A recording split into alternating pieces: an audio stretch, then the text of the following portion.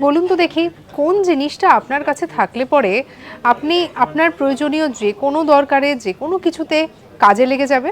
হয়তো চোখ বন্ধ করে বলবেন যে কেন টাকা, যদি আমার কাছে টাকা থাকে তাহলে তো প্রয়োজনে বিপদে আপদে সত্যি এই টাকা তো আমাকে বাঁচাতে পারে কিংবা সাহায্য করতে পারে। বিষয়টা কিন্তু একেবারেই ভুল বলা চলে না, কারণ একেবারে সেই অনেক আদিকাল থেকে এখনো পর্যন্ত টাকার প্রচলন, বলা ভালো মুদ্রার প্রচলন হয়ে চলেছে। একসময় মুদ্রা ছিল অনেক আলাদা। আমরা জানি যে স্বর্ণ মুদ্রা ছিল, রৌপ্য মুদ্রা ছিল, তাম্র মুদ্রা ছিল, এবং এই মুদ্রার দিনের পর দিন পরিবর্তন হতে হতে বর্তমানে আমরা আধুনিক যে মুদ্রা সেই মুদ্রাকে দেখতে পাই। বর্তমানে যদি এই মুদ্রা হিসেবে সর্বনিম্ন বলি তাহলে 1 টাকাকেই কিন্তু আমরা দেখতে পাই, অর্থাৎ 100 পয়সা হচ্ছে 1 টাকা। তবে এই স্বাধীনতার পরবর্তীতে মুদ্রারও অনেক কিছু পরিবর্তন হয়েছে।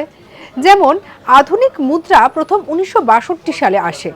আবার দেখা যায় যে 1947 সালের পরে দুবার এই মুদ্রার ক্ষেত্রেও অনেক পরিবর্তন এসেছিল। আর এরকম অনেক অজানা খবরকে জানার জন্য সঙ্গে রাখুন আজ তাক বাংলার ইউটিউব চ্যানেলকে। লাইক, কমেন্ট, শেয়ার, সাবস্ক্রাইব করতে ভুলবেন না।